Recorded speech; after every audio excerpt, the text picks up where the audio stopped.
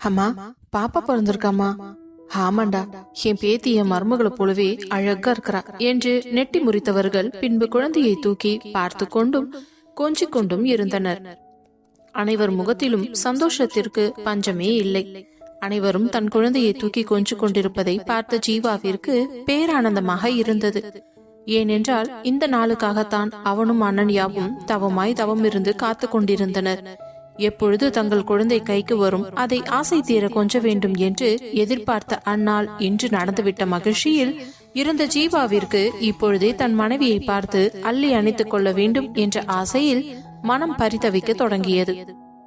அதே போலவே அவளை அறைக்கு மாற்றியதற்கு பிறகு அனைவரும் ஓடி சென்று பார்க்க ஜீவா தான் முதல் ஆளாய் சென்று அவளை இறுக்கமாக அணைத்துக் கொண்டான். அதில் அவள் கண்ணீர் வடிக்க, அவனும் கண்ணீர் வடிக்க, இருவரும் ஒருவரையொருவர் பார்த்து கொண்டே இருந்தனரே தவிர வார்த்தைகள் அந்த இடத்தில் வரவில்லை.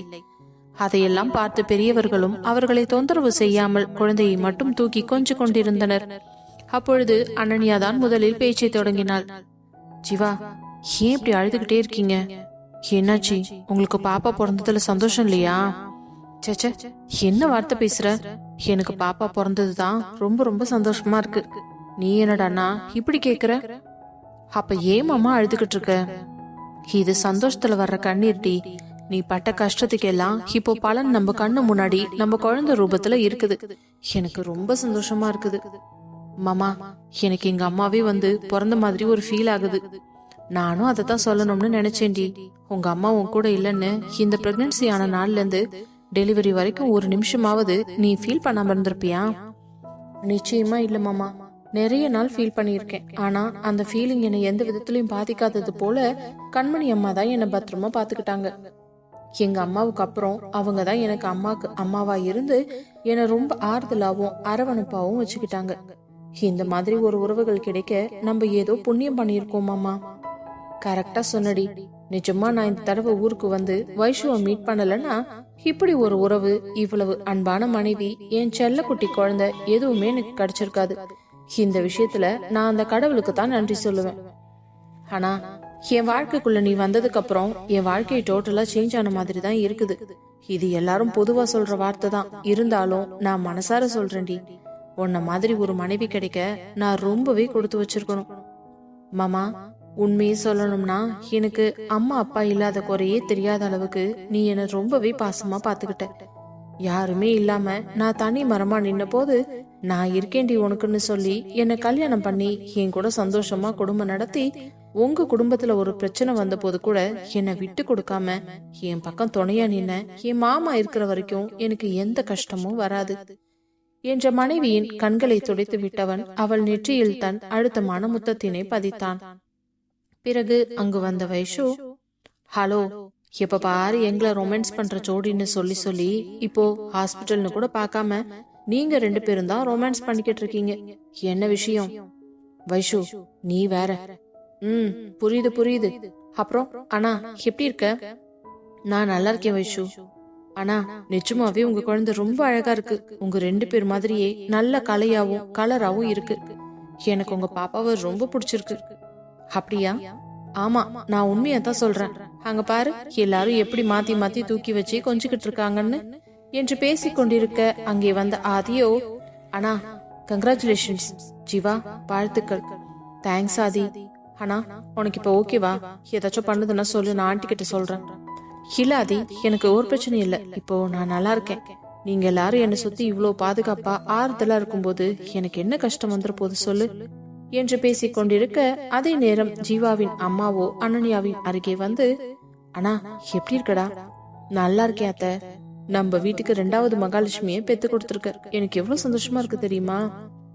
எங்க நீயும் என்ன மாதிரி ஜீவாவையும் அவங்க அண்ணனையும் பெத்து போட்ட மாதிரி ஆம்பளை பசங்களாவே பெத்துருவியோன்னு நினைச்சேன். நல்ல வேலை, என் மூத்த மருமகளும் சரி, என்னோட 2வது மருமகளும் சரி, எனக்கு பிடிச்ச மாதிரி பெண் குழந்தைய பெத்திருக்கீங்க. ஆனா அடுத்த குழந்தை கண்டிப்பா எனக்கு பேரன்தான் வேணும். அதுல மாற்று கருத்தே கிடையாது. அத்த, நீங்க ஏன் கவலைப்படுறீங்க? அடுத்த குழந்தை நிச்சயமா உங்களுக்கு பேரன்தான். சப்போஸ் பேத்தியே பிறந்தாலும் 3வதா ஒரு குழந்தை பெத்து பேரனா உங்க கையில கொடுத்துருவேன். அப்படி சொல்லுடி என் ராஜாத்தி என்று அவளுக்கு நெட்டி முறித்தவர் அங்கிருந்து நகர்ந்து சென்று விட, பின்பு அனைவரும் சிறிது நேரம் இருந்துவிட்டு அவரவர்கள் வீட்டிற்கு புறப்பட்டு சென்றனர். அதே போல 3 நாட்கள் கழித்து அனன்யாவை டிஸ்சார்ஜ் செய்து வீட்டிற்கும் அழைத்து வந்து விட்டனர். ஜீவாவின் வீட்டில் அனன்யாவை தவிர மீதி அனைவரும் தங்கள் குழந்தையை மாற்றி மாற்றி தூக்கி வைத்துக் கொண்டிருந்தனர். ஹனாவுக்கு முழுவதுமாக ஓய்வு கொடுத்து விட்டதால் அவளுக்கு சாப்பிடுவதும் தூங்குவதும் குழந்தைக்கு பால் புகுவது மட்டுமே வேலை. மற்ற நேரம் எல்லாம் முழுவதும் அவளுக்கு ஓய்வு இருந்தது. அப்பொழுது ஜீவா அவளுடன் அமர்ந்து அறையில் பேசிக் கொண்டிருக்க குழந்தையை அவனுடைய அப்பாவும் அம்மாவும் ஹாலில் வைத்து கொஞ்சம் கொண்டிருந்தனர். ஆனா உண்மையிலேயே எனக்கு இப்போ ரொம்ப சந்தோஷமா இருக்குது, கொஞ்சம் ரிலாக்ஸாவும் இருக்குதுடி. ஏன் ஜீவா அப்படி சொல்ற? ஆமா, நமக்கு குழந்தை பிறந்ததுக்கு அப்புறம் யார் நம்ம குழந்தைய பாத்துக்குவாங்கன்னு எனக்கு ஒரு பயம் இருந்துச்சு. ஏன்னா உனக்கும் உடம்பு சரியா இருக்காது, நீயும் நானும் மட்டுமே குழந்தைய எவ்வளவு நாளைக்கு பாத்துக்க முடியும் அப்படின்னு எத்தனையோ நாள் யோசிச்சு பயந்துருக்கேன்டி. ஆனா எப்போ அம்மா அப்பா எல்லாம் வந்து நம்ம கூட பேச ஆரம்பிச்சாங்களோ அப்ப கூட எனக்கு கொஞ்சம் பயம் இருந்துட்டு தான் இருந்துச்சு. அதையும் தாண்டி அவங்க எப்ப இங்க வந்து செட்டில் ஆகணும்னு முடிவு பண்ணாங்களோ அப்பதான் எனக்கு கொஞ்சம் நிம்மதியா இருந்துச்சு. அதனால இந்த மாதிரி ஒரு சிச்சுவேஷன் எப்படி இருக்கும்னு என்னால சுத்தமா யோசிக்கவே முடியல. இங்க பாரு, நடக்கிறது எல்லாம் பார்க்கும்போது எனக்கு உண்மையிலேயே ரொம்ப சந்தோஷமா இருக்கு. ஏன்னா உனக்கு முழுக்க முழுக்க ஓய்வு கொடுக்கறாங்க. எனக்கு அதுதான் வேணும். என் பொண்டாட்டி கஷ்டப்படக்கூடாது, அதை என்னால பார்க்கவே முடியாது. இப்போ இத்தனை பேர் இருக்கிறதுனால குழந்தைய மாத்தி மாத்தி தூக்கி வச்சு கொஞ்சறாங்க. இல்லாட்டினா நினைச்சு பாரு, நீயும் நானும் மட்டும் பாத்துக்கணும்னா எவ்வளவு கஷ்டமா இருக்கும். எனக்கு புரியுது ஜீவா, இந்த மாதிரி டைம்ல மென்டலி ரொம்ப ப்ரெஷரா இருக்கும்னு நான் கேள்விப்பட்டிருக்கேன். ஆனா என் விஷயத்துல அப்படி இல்லவே இல்லை. உண்மையிலேயே நான் இவ்வளவு நாள் எப்படி ஹாப்பியா இருந்தானோ அப்படியே தான் இப்பவும் இருக்கேன் மாமா என்று சந்தோஷமாக பேசிக் கொண்டிருந்தவளை தன் தோளோடு சாய்த்து அணைத்துக் கொண்டான். இப்படியே நாட்கள் கடகடவென்று சென்று கொண்டிருக்க அனாவின் குழந்தைக்கு பெயர் வைக்கும் ஃபங்க்ஷனுக்கான ஏற்பாடுகள் தொடங்கியது. ஜீவாவின் அம்மாவோ ஜீவாவை அழைத்துக் கொண்டு கடைக்கு சென்று குழந்தைக்கு தேவையான நகை உடைகள் அனைத்தையும் வாங்கி கொண்டு வந்தவர் அடுத்த நாள் விசேஷத்திற்கு எல்லாவற்றையும் முன்னாலே ரெடி பண்ணி வைத்து விட்டார். அதே போல அனைவரையும் நேரடியாக சென்று முறையாக அழைத்து வந்திருந்தார். அடுத்த நாள் காலை ஜீவாவின் வீட்டில் ஒட்டுமொத்த குடும்பத்தினரும் சூழ்ந்திருக்க காலையில் அனன்யாவின் குழந்தைக்கும் அவளுக்கும் தீட்டு கழிக்கும் நிகழ்ச்சி மிகவும் நல்ல முறையில் நடந்து முடிந்தது. பிறகு குழந்தையை தொட்டிலில் போட்டு பெயர் வைக்கும் நிகழ்ச்சி தொடங்க அனைவரும் மிகவும் ஆர்வமாக காத்து கொண்டிருந்தனர், குழந்தையின் பெயரை தெரிந்து கொள்வதற்காக. அப்பொழுது ஜீவாவும் அனன்யாவும் ஒன்றாக சேர்ந்து குழந்தையின் காதில் மிருதுலா மிருதுலா மிருதுலா என்று 3 முறை கூற அந்த பெயரை கேட்டு அனைவருக்கும் சந்தோஷம் தாங்க முடியவில்லை. ஏனென்றால் பெயர் மிகவும் வித்தியாசமாக இருந்தது. அனைவரும் ஒரு சேர கைத்தட்டி அவர்களுக்கு ஆரவாரம் செய்துவிட்டு பின்பு ஒவ்வொரு ஜோடியாக வந்து குழந்தையின் காதில் பெயரை கூறி அவளுக்கு உண்டான பரிசு பொருட்களையும் கொடுத்துவிட்டு பின்பு ஒன்றாக சேர்ந்து அனைவரும் சந்தோஷமாக சாப்பிட்டு முடித்தனர். மாலை நேரம் ஆனதும் அவரவர்கள் வீட்டிற்கு புறப்பட்டு செல்ல இவ்வளவு நேரம் இருந்த கூட்டம் திடீரென்று தன்னுடைய வீட்டில் காணாதது போல உணர்ந்தனர் ஜீவாவும் அனன்யாவும். ஆனாலும் தங்களது குழந்தைக்கு பெயர் வைக்கும் விசேஷம் நல்லபடியாக முடிந்ததில் அனைவருக்கும் திருப்தியாக இருக்க தங்கள் அறையில் அமர்ந்திருந்த அனன்யாவும் ஜீவாவும் குழந்தைகளுக்காக வந்த பரிசு பொருட்களை எல்லாம் பார்த்து கொண்டிருந்தனர். ஜீவா, பாப்பாக்கு எவ்வளவு கிஃப்ட்ஸ் வந்திருக்கு. எல்லாம் நம்ம வீட்டாளுங்க தான் இவ்வளோ கிஃப்ட் கொடுத்துருக்காங்க. ஆமாண்டி, ஒவ்வொருத்தவங்களும் தனித்தனியா இவ்வளோ கிஃப்ட் கொடுத்துட்டாங்க. பாப்பாவுக்கு நகையில இருந்து ட்ரெஸ் எல்லாமே இருக்குது. எனக்கு தெரிஞ்சு இன்னும் 1 வருஷத்துக்கு பாப்பாக்கு நம்ம ட்ரெஸ் எடுக்கவே தேவையில்லைன்னு நினைக்கிறேன். கரெக்டா சொன்ன ஜீவா. பாப்பாவுக்காக நம்ம கடைக்கு போய் எதுவுமே வாங்க தேவையில்லை. அவளோட கபோர்டு ஃபுல்லா இந்த திங்ஸ் எல்லாத்தையும் எடுத்து அடுக்கி வச்சிட வேண்டியதுதான். சரிடி என்றவன் அதையெல்லாம் எடுத்து அங்கங்கு ஒதுங்க வைத்து விட்டான். இப்படியே நாட்கள் சென்று கொண்டிருக்க அனைவரது குழந்தைகளும் கொஞ்சம் கொஞ்சமாக வளர தொடங்கி இருந்தனர். அதே நேரம் 2 மாதம் கடந்திருந்த நிலையில் பிரியங்காவின் பையனுக்கு முதல் பிறந்த நாள் விழா வைக்க வேண்டும் என்று ஒரு மனதாக குடும்பத்தினர் அனைவரும் பேசி முடிவு செய்ய அதற்கான பணிகளும் சிறப்பாக தொடங்கியது. பத்திரிகை அடிப்பது, ஹோட்டல் புக் செய்வது, குடும்பத்தில் உள்ள அனைவருக்கும் உடை எடுப்பது, குழந்தைகளான உடை அனைத்துமே தயாராக இந்த முறை ஆதி கேட்டரிங் விஷயத்தை தான் பார்த்துக் கொள்வதாக கூறிவிட்டான். அதனால் ஹரியும் மற்ற வேலைகளை மட்டும் கவனித்துக் கொண்டான். கண்மணி வருபவர்கள் அனைவருக்கும் ரிட்டர்ன் கிஃப்ட் கொடுக்கும் வேலையை அவர் பார்த்து கொண்டார். இந்த முறை ஒவ்வொருவர் ஒவ்வொரு வேலையை தனித்தனியாக பிரித்து கொண்டிருக்க அனைத்து வேலைகளும் சரியான முறையில் நடந்து முடிந்தது. அன்று காலையிலேயே எழுந்தவர்கள் குழந்தைக்கு வாழ்த்துக்களை தெரிவித்து விட்டு குழந்தையை அணைத்துக் கொண்டு கோவிலுக்கு சென்றனர்.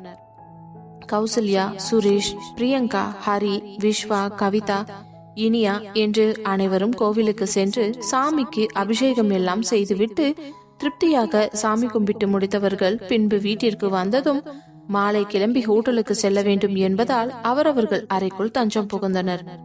மதிய நேரத்திற்கு மேலே ஆனதும் வைஷு பரபரப்பாக கிளம்பி கொண்டிருந்தாள். அதை கன்னத்தில் கை வைத்து பார்த்து கொண்டிருந்த ஆதியோ தன்னை மறந்து தன் மனைவியை ரசித்துக் கொண்டிருந்தான். அதை கவனித்த வைஷுவிற்கு முகமெல்லாம் வெட்கத்தில் சிவக்க மெதுவாக அவன் அருகில் வந்து அவன் கண்முன் கையை ஆட்டி காட்டியவள், ஆதி என்னாச்சு? ஏன் இப்படி என்னையே குறுக்குன்னு பாத்துட்டு இருக்கீங்க? ஏய் என் செல்ல பொண்டாட்டி, இந்த சாரில நீ அல்டிமேட்டா இருக்கடி. ஆனா எனக்கு ஒரே ஒரு வருத்தம் தான். என்ன வருத்தம் ஆதி?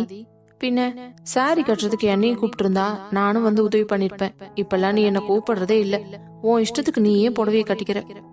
ஆதி, நீங்க இப்படி எல்லாம் சேட்டை பண்றீங்கன்னு சொல்லிட்டு தான் இப்போ நான் எடுக்கிற சாரீஸ் எல்லாமே சாஃப்ட் சில்க் சாரியாவே எடுத்துக்கிறேன். இதுக்கு யாரோட ஹெல்ப்பும் தேவையில்லை. ஒவ்வொன்னா நானே ஃபிளீட் எல்லாம் வச்சு சூப்பரா செட் பண்ணிடுவேன். போ வைஷு, ஆனாலும் நீ ரொம்ப மோசம். இனிமே உனக்கு கொஞ்சம் காட்டன் சாரீஸ் எல்லாம் எடுத்து கொடுக்கணும். எதுக்கு அது இப்படி சொல்றீங்க? ஆமா, காட்டன் சாரினா ப்ளீட் செட் பண்றதுக்கு கொஞ்சம் டைம் எடுக்கும். அதுக்கு இன்னொரு ஆளோட சப்போர்ட்டும் தேவைப்படும். அப்போ நீ என்ன கூப்பிடுவல்ல, அந்த நேரத்துல உன் கூட கொஞ்சம் அப்படி இப்படின்னு ரொமான்ஸ் பண்ண முடியும். இப்ப கொஞ்ச நாளாவே நீ என்ன சரியாவே கண்டுக்கிறது இல்ல. மாத்தி மாத்தி வீட்டுல விசேஷம் அது இதுன்னு ரொம்ப பிஸியா இருக்கிற. உன் புருஷனை சுத்தமா மறந்துட்டுடி. ஆனாலும் இப்படி எல்லாம் நீ என்ன பட்னி போடக்கூடாது தெரியுமா? என்ன ஆதி, அப்படியே ஃபுல்லா பட்னி கிடக்குற மாதிரியே பேசுறீங்க. அப்பப்போ ஃபுல் மீல்ஸும் சாப்பிட்டுட்டு இருக்கீங்களே, அப்புறம் என்ன? இல்ல, எனக்கு இதெல்லாம் பத்தவே பத்தாது. இப்போ என்ன பண்ணணும்னு சொல்ல வரீங்க? அதான் யோசிச்சுட்டு இருக்கேன். சரி, யோசிங்க யோசிங்க, நல்லா யோசிங்க என்றவள் நகர, என்னடி நான் பாட்டு பேசிட்டு இருக்கேன், யோசிங்கன்னு சொல்லிட்டு நீ மட்டும் போற. என்ன ஆதி, விளையாடுறீங்களா? ஃபங்க்ஷனுக்கு ரெடி ஆக வேண்டாமா? டைம் ஆச்சு. நம்ம தான் முன்னாடி போய் நின்னு எல்லாத்தையும் பார்க்கணும். கடைசி நேரத்துல கெஸ்ட் மாதிரியா போக முடியும்? அப்புறம் என் அக்கா என் தலைமையில ஏறி உட்காந்து சாமி ஆடிடுவாங்க. அடிப்பாவி, கல்யாணமாயி குழந்தை பிறந்து இத்தனை வருஷம் ஆச்சு. இவ்வளோ வயசுக்கு அப்புறமும் உங்க அக்காவை பார்த்து பயப்படுறியா?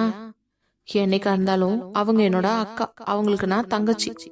எப்பவும் அவங்கள பார்த்து நான் பயப்படுவேன். எந்த காலத்திலயும் மாறாது, புரிஞ்சுதா? சரி, பசங்க ரெடி ஆயிட்டாங்களா? அதெல்லாம் அத்தை ரெடி பண்ணிருப்பாங்க. ஆதி, நீங்க ஏன் இப்படி உட்கார்ந்துகிட்டு இருக்கீங்க? போய் சட்டுன்னு ட்ரெஸ் சேஞ்ச் பண்ணிட்டு ரெடி ஆயிட்டு வாங்க, நம்ம கிளம்பி போகலாம். எனக்கு என்னவோ இப்படியே உட்காந்து உன்னையே பாத்துட்டு இருக்க சொன்னா இன்னைக்கு ஃபுல்லா பாத்துக்கிட்டே இருப்பேன். ஆமா, இப்படியே இன்னைக்கு ஃபுல்லா பாத்துக்கிட்டு இருந்தீங்கன்னா அங்க பர்த்டே பார்ட்டியே முடிஞ்சு போயிடும். ஆளையும் மூஞ்சியும் பாரு. எழுந்திரிங்க ஆதி, மணியாச்சி, கிளம்புங்க என்று அவனை பிடித்து குளியல் அறைக்குள் தள்ள பின்பு ரெஃப்ரெஷ் ஆகிவிட்டு உடை மாற்றும் அறைக்கு சென்றவன் அவள் உடைக்கு ஏத்தது போல ஒரு கோட் ஷூட்டை அணிந்து கொண்டு வெளியில் வந்தான். வாவ், இன்னைக்கு என் புருஷன் செம்ம ரொமான்டிக்கா இருக்காரே. பார்ட்டியில இருக்கிற பொண்ணுங்க யாராவது உங்களை ரசிச்சு பார்த்தா அப்புறம் நான் மனுஷியாவே இருக்க மாட்டேன் சொல்லிட்டேன். அடியே, மத்தவங்க பார்த்தா அதுக்கு நான் என்னடி பண்ண முடியும்? அதெல்லாம் எனக்கு தெரியாது. யார் பார்த்தாலும் எனக்கு கோபம் உங்க மேலதான் வரும் என்றதும் அவள் இடையை பிடித்து இழுத்தவன் அவளை இறுக்கமாக அணைத்து கொண்டு, அப்ப உன்னை பார்த்து யாராவது சைட் அடிச்சா நான் வேணும்னா அவங்க கண்ணாமொழியை தோண்டி எடுத்துறவா? ஐயோ ஆதி, அப்படியெல்லாம் எதுவும் செஞ்சிடாதீங்க. என்னடி இது அநியாயமா இருக்குது? உனக்கு ஒரு நியாயம், எனக்கு ஒரு நியாயமா? என்ன, எந்த பொண்ணுங்களும் பார்க்க கூடாதுன்னா உன்னை எந்த பையனும் பார்க்க கூடாது. அப்படி பார்த்தா அதுதான் அவங்க கடைசியா பாக்கறதா இருக்கும். அதுக்கப்புறம் அவங்க 2 கண்ணையும் தோண்டி போட்டுருவேன். அதுக்கு நாம 2 பேரும் வீட்டை விட்டு வெளியில போகாம இந்த ரூம்குள்ளேயே இருந்துக்க வேண்டியதுதான். என்னடி அப்படி பேசினா இப்படி சொல்ற, இப்படி பேசினா அப்படி சொல்ற? சரியாதி, நம்மளோட பஞ்சாயத்தை போற வழியில கூட வச்சுக்கலாம். இப்போ கிளம்பலாம் வாங்கல. ஏய், மணி 5 தாண்டி ஆகுது, எதுக்கு இவ்வளவு அவசரப்படுற? என்ன ஆதி, 6 மணிக்கு ஃபங்க்ஷன் ஸ்டார்ட் ஆயிடும். அதுக்கு முன்னாடி நம்ம போயிருக்க வேண்டாமா? அக்கா முன்னாடியே கிளம்பி வீட்டுக்கு வர சொன்னாங்க. ஆனா நான் தான் பசங்க இருக்கிறதுனால டைரக்டா ஹோட்டலுக்கு வந்துடுறேன்னு சொல்லியிருந்தேன். அவங்களுக்கு முன்னாடி மட்டும் நான் போகலன்னா அக்கா கோவிச்சுப்பாங்க ஆதி. சரி சரி வா, இதுக்கு மேல உன்னை புலம்ப விட்டேனா அவ்வளவுதான் என்று கூறவும் உடனே மீண்டும் ஒரு முறை கண்ணாடியில் சென்று நின்று தன்னுடைய முக அலங்காரங்களையும் நகைகளையும் சரி செய்தவள் சேலையை மீண்டும் சரி செய்து கொண்டு வேகமாக சென்று கதவை திறக்க போக அந்த லாக்கில் அவள் கையின் மேல் கையை வைத்து திறக்க விடாமல் அவளை ஒரு சுழற்றி சுவற்றில் சாய்த்து நிறுத்தியவன் அவள் எட்டே நகர முடியாதபடி 2 கைகளாலும் லாக் செய்தான். என்ன அதே இது விளையாட்டு, நானே மணியாகிடுச்சேன்னு புலம்பிக்கிட்டு இருக்கேன், சீக்கிரம் வாங்க போகலாம் என்று அவள் பேசிக் கொண்டிருக்க, ஆனால் அவன் ஒரு வார்த்தை கூட பேசவில்லை. அவனுடைய கண்கள் அவளுடைய கண்களுக்குள் கலக்க போராடி கொண்டிருந்தது. அவன் முகத்தில் இருந்த தாபத்தை பார்த்தவளுக்கு கொஞ்சம் உள்ளுக்குள் நடுக்கம் வந்தது. எங்கே கிளம்பும் நேரத்தில் ஏதாவது ஏடாகுடம் செய்து விடுவானோ என்று பயந்தவள், ஆதி உங்க பார்வையே சரியில்லை, தயவு செஞ்சு விலகுங்க. என்னை எங்கடி போக சொல்ற? நீங்க 8 நகருங்க, முதல்ல நம்ம கீழே போலாம். இன்னும் கொஞ்ச நேரத்துல அத்தை குரல் கொடுக்கவே ஆரம்பிச்சிருவாங்க. கொடுக்கட்டும், அதனால என்ன என்றவன் மேலும் அவளுடன் நெருக்கமாக நகர்ந்து வந்தான். அவளுக்கு இப்பொழுது மூச்சு விடுவதே சிரமமாக இருந்தது. அவள் இதய துடிப்பது தாறுமாறாய் துடித்துக் கொண்டிருக்க அந்த அறையின் அமைதியை அவளுடைய இதய துடிப்பு சத்தம் கலைத்தது. அது ஆதிக்கும் நன்றாக கேட்டது. அவனுடைய இதயமும் அவனுடைய நெருங்க நெருங்க கொஞ்சம் அதிவேகமாகத்தான் துடித்துக் கொண்டிருந்தது. இருந்தாலும் ஏனோ இன்று அவனை கண்ட்ரோல் செய்து கொள்ள முடியவில்லை. இந்த நிமிடம் அவள் இதழினை சுவைத்து பார்த்தே ஆக வேண்டும் என்ற எண்ணம் மனதுக்குள் தோன்றியதும் இப்படி ஒரு செயலில் இறங்கிவிட்டான். ஏனோ அவளை இந்த புடவையில் அலங்காரத்திலும் பார்த்ததிலிருந்து அவன் மனம் அவனிடமே இல்லை. அவளை நோக்கி ஓடிக்கொண்டிருப்பதை அவனால் உணர்ந்து கொள்ளவே முடிந்தது. ஆனால் அதை இழுத்து பிடிப்பதற்கு அவனுக்கு இப்பொழுது சுத்தமாக முடியவில்லை. முடிந்த மட்டும் ஒரு முத்தமாவது அவளிடமிருந்து எடுத்துக்கொள்ள வேண்டும் என்று நினைத்தவன் வைஷு என்று கிரக்கமாக அழைக்க அந்த ஒரு வார்த்தை தான். அதிலேயே அவள் டோட்டலாக பிளாட் ஆனவள் என்று கூறவும் I want deep kiss now என்றதும் அவளும் மறுபேச்சு பேசாமல் அவனின் கைப்பாகையாக மாறி தலையை ஆட்டியதும் அவளிடமிருந்து கிடைத்த சம்மதத்தை ஒரு நிமிடம் கூட தாமதிக்க கூடாது என்று நினைத்தவனோ மெதுவாக அவள் பின்னந்தலை முடிக்குள் கையை நுழைத்து கழுத்தை வளைத்து அவள் உதட்டினை தன் உதட்டினால் சிறியெடுத்தான். அது ஆழ்ந்த முத்தமாக இருந்தது. அவனுடைய காதலை அவனால் இப்படித்தான் வெளிக்காட்ட முடிந்தது. இப்போதைக்கு இந்த முத்தம் அவனால் கொடுக்க முடியும், வேறு வழி இல்லை என்றதனால் அவனுடைய தாபம் முழுவதையும் இந்த ஒற்றை முத்தத்தில் தனித்துக் கொள்வதற்கு போராடி கொண்டிருந்தான். ஆனால் பாவம் பெண்ணவளோ அவனுடைய இந்த ஒற்றை முத்தத்திலேயே மொத்தமாக துவண்டு விட்டாள். அவளை கீழே சரிய விடாமல் மீண்டும் சுவற்றில் நன்றாக சாய்த்து நிறுத்தியவன் அவள் மேல் தன் உடலை வைத்து அழுத்தி கொண்டு அவளை தன் நெஞ்சில் தாங்கியவாறு அவள் இதழை மொத்தமாக உறிஞ்சி எடுத்து கொண்டிருந்தான். நிமிடத்திற்கும் மேலாக சென்று கொண்டிருந்த அந்த முத்தத்தில் அவளோ சுவாசத்திற்காக தடுமாறி கொண்டிருக்க அதை கூட உணர்ந்து கொள்ள முடியாத நிலையில் அவன் கண்களை இறுக்கமாக மூடியபடியே அவள் இதழில் நீந்தி கொண்டிருந்தான். ஒரு கட்டத்தில் அப்படியே மயங்கி சரிய இருந்தவளை மீண்டும் இடையோடு சேர்த்து தாங்கி பிடித்தவன் இதுவரை அவளிடமிருந்து எடுத்துக்கொண்ட முத்தத்திற்கு பதிலாக அவனது மூச்சுக்காற்றை அவளது இதழுக்குள் செலுத்தி அவளை மயக்கமடைய செய்ய விடாமல் தடுத்து நிறுத்தினான். அவள் கண்கள் கொஞ்சம் கொஞ்சமாக திறந்ததற்கு பிறகே அவளை விட்டு எட்டே நகர்ந்தவன் வைஷு ஆர் யூ ஓகே என்றதும் அவளோ அவன் மார்பிலேயே சரிந்து விட்டாள். என்னடி என்ன ஆச்சு என்று கேட்டதுதான் தாமதம். அவன் மார்பில் பட்டு பட்டென்று அடிக்க அது அவனுக்கு தூசி தட்டுவது போலத்தான் இருந்தது. அதில் அவன் உதட்டோரம் வந்த கர்வ புன்னகையுடன் அவன் மீசையும் துடிக்க ஆரம்பித்தது. எதுக்கடி என்ன தட்டிக்கிட்டு இருக்க? எதை தட்டிக்கிட்டு இருக்கனா? நான் அடிச்சுக்கிட்டு இருக்கேன், உங்களுக்கு தட்டுற மாதிரி இருக்குதா? ஏன் அதே இப்படி பண்றீங்க? நீங்க கொடுத்த இந்த ஒரே முத்தத்துல நான் எவ்வளவு டயர்டாயிட்டேன் தெரியுமா? நான் எவ்வளவு எனர்ஜெட்டிக்கா கிளம்பி இருந்தேன், இப்போ நான் ரொம்ப லோவா ஃபீல் பண்றேன். என்ன ஆதி என்றுவாறு சினுங்கினாள். என்னடி, என்னால இப்போதைக்கு ஒண்ணு வேற எதுவும் பண்ண முடியாத ஒரு சிச்சுவேஷன், அது மொத்தத்தையும் இந்த முத்தத்தின் மூலமா எடுத்துக்கிட்டேன், அவ்வளவுதான். ஆனா இன்னைக்கு நைட் ஒண்ணு இப்படி சும்மா விட்டுருவேன்னு மட்டும் நினைக்காத. என்னை இதுக்கே நான் சோர்ந்து போயிட்டேன், இதுல நைட்டு வேறையா? சுத்தம் என்று தலையில் கை வைத்துக் கொண்டு அங்கேயே அமர்ந்து விட்டாள். அவளை பார்த்து சிரித்தவன், சரி சரி, இப்போ உன்னாலதான் லேட் ஆகுது, வா கிளம்பி போகலாம் இருங்க, நான் போய் மறுபடியும் என் ஃபேஸ கண்ணாடியில பாத்துட்டு வரேன் என்று வேகமாக எழுந்து கண்ணாடி முன் வந்து நின்று பார்க்க, அவள் பின்னால் வந்து நின்றவன் அவள் கண்ணாடியின் முன் தன் மனைவியின் முகத்தையே பார்த்து கொண்டிருந்தான். என்ன என் உதடு இவ்ளோ ரெட் கலரா மாறிடுச்சு? நான் லிப்ஸ்டிக் கூட போடலையே. அதனால தாண்டி நான் லிப்ஸ்டிக் போட்டு விட்டேன். என்ன? ஆமா, நீ இந்த மாதிரி லிப்ஸ்டிக் எல்லாம் யூஸ் பண்றது இல்ல, அதான் உன் லிப்ல நேச்சுரலாவே செவக்க வைக்கணும்னு இப்படி ஒரு முத்த ட்ரீட்மெண்ட்டை செஞ்சேன். இப்போ பாரு எவ்வளவு ரெட்டிஷா இருக்கு. வாவ், திரும்பவும் எனக்கு உன்னோட லிப்ஸ் வேணும்னு தோணுது. போங்காதி, இதுக்கு மேல என் பக்கத்துல வந்தீங்க அவ்வளவுதான் சொல்லிட்டேன் என்றவள் அங்கிருந்த டிஷ்யூ பேப்பரை எடுத்து துடைத்துக் கொண்டு பின்பு லேசாக டச் அப் மட்டும் செய்து கொண்டு, வாங்காதி, இதுக்கு மேல என்னால முடியல, ப்ளீஸ் புரிஞ்சுக்கோங்க. போனா போது பொழைச்சு போ, ஆனா நைட்டுக்கு உனக்கு இருக்குது என்றவன் அவளை அழைத்து கொண்டு கீழே வர அனைவரும் தயாராகி இவர்கள் இருவருக்காகத்தான் காத்து கொண்டிருந்தனர். என்னம்மா கிளம்பலாமா? அனு கார்த்தி ரெடி ஆயிட்டாங்களா? அவங்க ரெடி ஆயிட்டாங்கப்பா, ரூம்ல தான் இருக்காங்க. நான் தான் நீங்க வந்ததுக்கு அப்புறமா கூப்பிடுறேன்னு சொல்லியிருக்கேன். ஒரு நிமிஷம் இரு என்றவர் அவர்களை அழைத்து கொண்டு வர பின்பு அனைவரும் ஃபங்க்ஷன் நடக்கும் ஹோட்டலுக்கு புறப்பட்டு சென்றனர். அதே நேரம் கௌசல்யாவோ பரபரப்பாக அங்கும் இங்கும் ஓடிக்கொண்டிருந்தார். அவர் கையை பிடித்து நிறுத்திய சுரேஷ், என்னாச்சு கௌசி, எதுக்கு இப்படி அங்கேயும் இங்கேயும் ஓடிக்கிட்டு இருக்க? என்னங்க, இன்னைக்கு நம்ம பேரனோட முதல் பிறந்த நாள், எனக்கு எவ்வளவு சந்தோஷமா இருக்கு தெரியுமா? அதான் பாக்குறனே, காலையில இருந்து நீ எவ்வளவு ஹாப்பியா இருக்கேன்னு. இப்ப ஏன் பதட்டமா இருக்க? என்னங்க, ஃபங்க்ஷன் எல்லாம் நல்லபடியா நடந்து முடியணும். என் பேரனோட கேக் கட்டிங் பாக்குறதுக்கு நான் ரொம்பவே ஆர்வமா வெயிட் பண்ணிக்கிட்டு இருக்கேன். அதெல்லாம் சரி, பிரியங்காவும் ஹரிமாப்பிளையும் கிளம்பிட்டாங்களா? இதோ ஒரு நிமிஷம் இருங்க என்றவர் அறைக்குள் செல்ல பிரியங்காவும் ஹரியும் அழகாக தயாராகி முடித்துவிட்டு தங்கள் குழந்தையை தயார் செய்து கொண்டிருந்தனர். கதவை திறந்து கொண்டு வந்த கௌசல்யாவை பார்த்ததும், அம்மா வாங்க. ஏனுமா எல்லாரும் ரெடியா? கிளம்பலாமா? டைம் ஆச்சு. அம்மா, நானும் உங்க மாப்பிள்ளையும் எப்பவோ தயாராயிட்டோம்.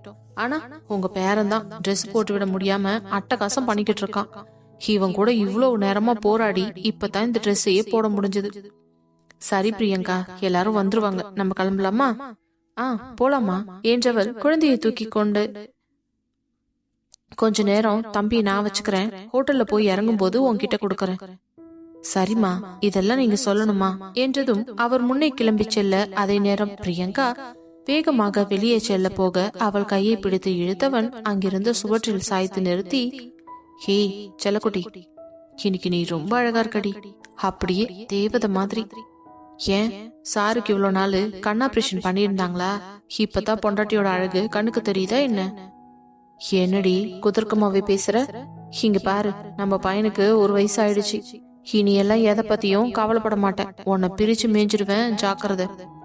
பாருடா ஹரி, உங்களுக்கு இப்படி எல்லாம் கூட பேச தெரியுமா? அப்பப்போ இப்படி எல்லாம் பேசுங்க ஹரி, இல்லனா உங்களுக்கு ஃபீலிங்ஸே இல்லைன்ற மாதிரி தான் எனக்கு தோணுது. அடியே, என் ஃபீலிங்ஸ காட்ட ஆரம்பிச்சேன் உன் உடம்பு தாங்காது, அவ்வளவுதான் சொல்லுவேன். பாக்கலாம் ஹரி, இப்போ நேரமாச்சு, கிளம்பலாமா? அழகா ரெடியா இருக்க, நான் கொஞ்ச நேரம் ரசிச்சு பாத்துக்கிறேனே. ஆனா நீங்க நிக்கிற பொசிஷனை பார்த்தா ரசிச்சு பாக்குற மாதிரி ஒண்ணும் இல்லையே. வேற எப்படி தெரியுது? எதையோ ருசிச்சு பார்க்க போற மாதிரி தான் இருக்கு. எக்ஸாக்ட்லி, கரெக்டா கண்டுபிடிச்சிட்டியே என்றவன் அவள் எதிர்பார்க்காத நேரத்தில் அவளது இதழினை மொத்தமாக குத்தகைக்கு எடுத்து விட்டான்.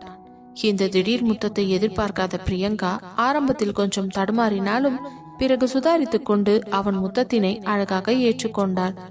அவளின் அனுமதியிலேயே அவளை மீண்டும் மீண்டும் இதழின் மூலமாக நாடியவன் அவள் களைத்து சரியும் வரை விடவே இல்லை. பின்பு அவளிடம் இருந்து மெதுவாக நகர்ந்தவன், இப்பதான் எனக்கு திருப்தியா இருக்கு, சரிவா போலாம்.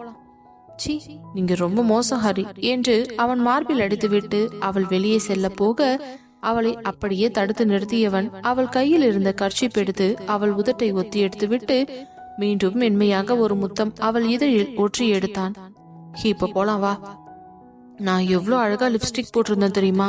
இப்போ என் லிப்ஸ்ல இருந்த லிப்ஸ்டிக் எல்லாம் காணாம போயிடுச்சு. என்ன, காணாம போச்சா?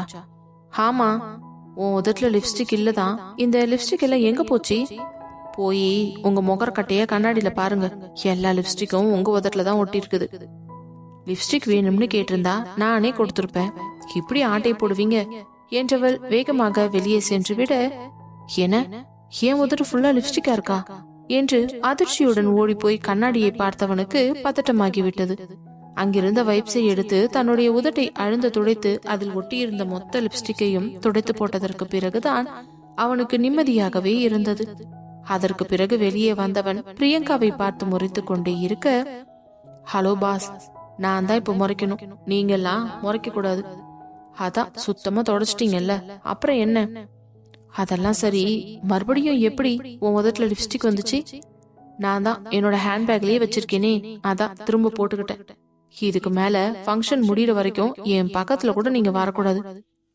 என்னடி, நான் உன் புருஷங்கிறது அப்பப்போ மறந்து போயிடுமா என்ன? அதெல்லாம் ஒண்ணும் மறக்கல, கொஞ்ச நேரத்துக்கு அடக்கி வாசிங்க என்று கூறிவிட்டு அங்கிருந்து புறப்படலாம் என்று நினைக்கும் பொழுதே, விஸ்வா, கவிதா, சீக்கிரம் வாங்க என்று கௌசல்யா அழைக்க அவர்களும் அழகாக தயாராகி தன் குழந்தையை தூக்கி கொண்டு வெளியே வந்தனர். சரிமா, மணியாச்சு, எல்லாரும் கிளம்பலாம் என்று கூறிவிட்டு நேராக ஹோட்டலுக்கு புறப்பட்டு சென்றனர். அதற்குள் மற்ற குடும்பங்கள் அனைவரும் அந்த ஹோட்டலுக்குள் வந்து குழுமி இருக்க, சரியாக அதே நேரம் ஹரியும் பிரியங்காவும் தன்னுடைய மகனை தூக்கி கொண்டு அந்த ஹோட்டலுக்குள் நுழைந்தனர். அவர்களுக்கு வரவேற்பு எல்லாம் பலமாக இருக்க, உறவினர்களிலிருந்து நண்பர்கள் வரை அனைவரும் கூடியிருந்ததால் உள்ளே நுழைந்த உடனேயே கேக் கட்டிங்கை ஸ்டார்ட் செய்யலாம் என்று முடிவெடுத்து ஹரியும் பிரியங்காவும் சேர்ந்து அபிமன்யுவிற்கு கேக் கட் செய்ய அனைவரும் கைத்தட்டி பாட்டு பாடி உற்சாகப்படுத்தினர். பிறகு வந்திருந்தவர்கள் எல்லாம் குழந்தைக்கு வாழ்த்து சொல்லிவிட்டு புறப்பட, பிறகு வைஷு வந்து அபிக்குட்டியை தூக்கி வைத்து கொண்டவள், செல்லக்குட்டி, இங்க பாருங்க, சித்தி ஹாப்பி பர்த்டே பட்டு என்றதும் உடனே குழந்தையும் அவள் தோளில் முகத்தை புதைத்துக் கொள்ள, என்னாச்சு என் செல்லத்துக்கு, தூக்கம் வந்துருச்சா? சரி வாங்க சித்தி உங்களை தூங்க வைக்கிறேன். ஆனா நீங்க எதுவுமே சாப்பிடலையே தங்கம், அதுக்கு முன்னாடி நம்ம டிஃபன் சாப்பிடலாமா என்று குழந்தையை தூக்கி கொண்டு சாப்பாடு மேசையில் அமர்ந்தவள் அவனுக்கு இட்லியை பிடித்து ஊட்டி கொண்டிருக்க, அப்பொழுது அங்கே வந்த ஹரியும் பிரியங்காவும் அந்த காட்சியை கண்டு மனம் நிறைந்து போயினர். பிரியங்காவிற்கெல்லாம் லேசாக கண்களை கலங்க ஆரம்பித்து விட்டது. அப்பொழுது ஹரி அவளது தோளில் ஆறுதலாக கையை வைத்தவன், பிரியங்கா, எமோஷனல் ஆகாத, இந்த மாதிரி விஷயத்த பார்த்து நம்ம சந்தோஷம்தான் படணும், கண் கலங்க கூடாது. இது ஆனந்த கண்ணீர் ஹரி, என் குழந்தைக்கு இன்னொரு அம்மாவா இருக்கிறா வைஷு. இதையெல்லாம் பார்க்கும் பொழுது அவளுக்கு எப்படி நான் கைமாறு செய்வேன்னே தெரியல என்று புலம்பியவள், உங்களுக்கு தெரியுமா ஹரி, இன்னும் கொஞ்ச நேரத்துல அபிக்குட்டி தூங்க போற மாதிரியே ஃபீல் இருந்துச்சு.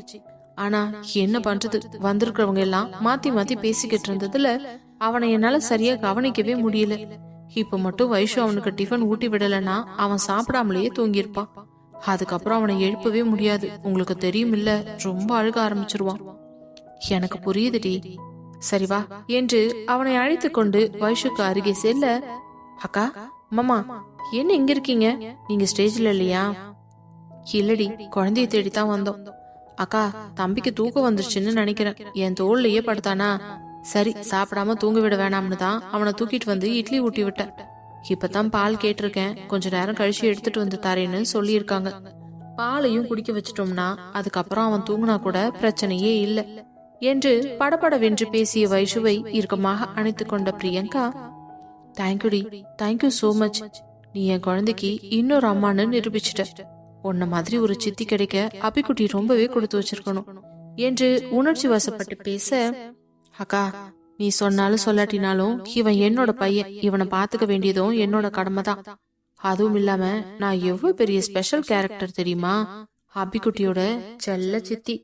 அப்படித்தானடி செல்லம் என்று அவனை பார்த்து கேட்கவும் குழந்தையும் தலையை ஆட்டி புன்னகைக்க, அதை பார்த்த அனைவரின் முகமும் சிரிப்பொலியில் நிறைந்தது. பிறகு விசேஷம் நல்லபடியாக முடிந்த திருப்தியில் அனைவரும் நேரத்துடனேயே வீட்டிற்கு புறப்படலாம் என்று முடிவெடுத்து அங்கிருந்து கிளம்பும் பொழுது மண்டப வாசலில் வைத்தே அபிக்குட்டிக்கு பூசணிக்காய் சுற்றி திருஷ்டி கழிக்கப்பட்டு பிறகுதான் வீட்டிற்கு அழைத்து சென்றார்கள். இன்னொரு காரில் ஆதி வைஷ்ணவி சென்று கொண்டிருக்க குழந்தைகள் கண்மணி கௌதமியிடம் இருந்தனர். இருவரும் அங்கேயே சாப்பிட்டு முடித்து விட்டதால் அப்படியே காரில் உறங்கிவிட சிறிது நேரத்தில் அவரவர்கள் தங்கள் வீட்டிற்குள் தஞ்சமடைந்தனர். என்னதான் ஹோட்டலில் வைத்து சுத்தி போட்டாலும் வீட்டிற்கு வந்த பிறகும் கௌசல்யா, பிரியங்கா, ஹரி குழந்தை மூவரையும் நிற்க வைத்து அங்கு ஒரு முறை திருஷ்டி பூசணிக்காவை சுத்தி போட்டுவிட்டு பின்பு தேங்காயில் கற்பூரம் வைத்து சுத்தி உடைத்தவர் அதற்கு பிறகு ஆரத்தி கரைத்து விட்டு தான் உள்ளே அழைத்து சென்றார். அதற்குள் குழந்தைக்கு பயங்கரமாக தூக்கம் வரவும் குழந்தையை கையில் வாங்கி கொண்ட கௌசல்யா, தம்பிதான் நல்லா தூங்குறான்ல, நான் பாத்துக்கிறேன் என்று வாங்கி கொண்டு தன்னுடைய அறைக்கு செல்ல, அப்பொழுது தன் மனைவியை காதலோடு பார்த்த ஹாரி அங்கு யாராவது இருக்கிறார்களா என்று சுற்றி முற்றியும் தேட அங்கு ஒருவர் கூட இருப்பதற்கான தடையுமே இல்லை. அதை பார்த்தவன் தெருக்கதவை லாக் செய்துவிட்டு தன் மனைவியின் அருகே வந்து அவள் எதிர்பார்க்காத நேரத்தில் அவளை தன் கைகளில் அப்படியே ஏந்தி கொண்டு நேராக தன்னுடைய அறையை நோக்கி சென்று கொண்டிருந்தான். அவனின் இந்த திடீர் செயலில் அதிர்ந்து போன பிரியங்கா அவன் கழுத்தோடு தன் கைகளை மாலை போல கோர்த்து கொண்டு அவன் மார்பில் அமைதியாக தன் முகத்தை புதைத்துக் கொண்டாள்.